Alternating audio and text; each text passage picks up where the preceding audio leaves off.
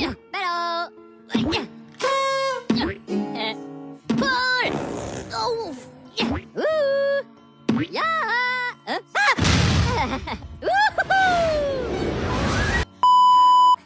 Assalamualaikum warahmatullahi wabarakatuh. Hai everyone, perkenalkan nama saya Ratifa Zahra. Saya kelas 95 berasal dari SMP Negeri 5 Bukit Tinggi. Di sini saya akan bermonolog tentang kota tanpa buku. Pernahkah kau ke toko buku, perpustakaan, atau taman bacaan? Tidakkah kau merasa istimewa ketika berada di dalamnya? Di sekelilingmu ada berbagai tokoh dari dunia nyata dan khayal. Tempat yang pernah kau kunjungi dan yang belum, informasi dan cerita dari masa lalu, masa kini, dan masa depan. Semua berpadu, semua berada dalam genggamannya.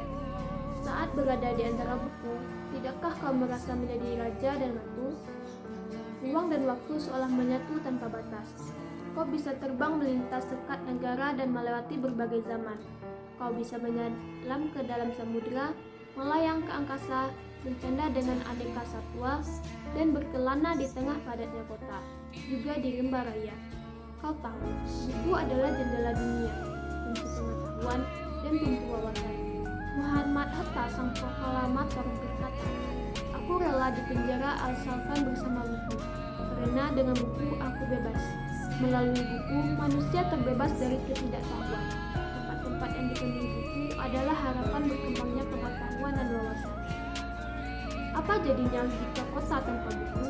Pantaskah dia disebut kota? Di kota itu mungkin kabar datang dari sumber lain, dari koran, televisi, atau internet. Mungkin informasi dan cerita datang dari cerita nenek moyang, bagai dongeng-dongeng sebelum tidur. Irama warganya pun tiada beda. Bangun pagi, bertebaran di muka bumi untuk berbagai keperluan, untuk kembali pulang siang atau sore harinya. Setelah itu, mereka berangkat tidur dan memulai lagi hari berikutnya. Semua serupa. Di kota itu mungkin ada bangunan bernama perpustakaan. Di dalamnya buku-buku berjerit dalam rak yang tak terjamah.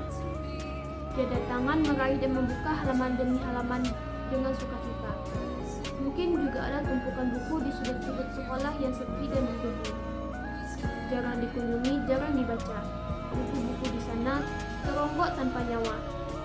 Bagaimana dengan kotamu? Mungkin kau tinggal di tengah kota yang megah, atau di gang sempit, di desa terpencil, di sisi pesisir, atau kaki gunung. Adakah perpustakaan, taman bacaan, atau toko buku di dekat rumahmu?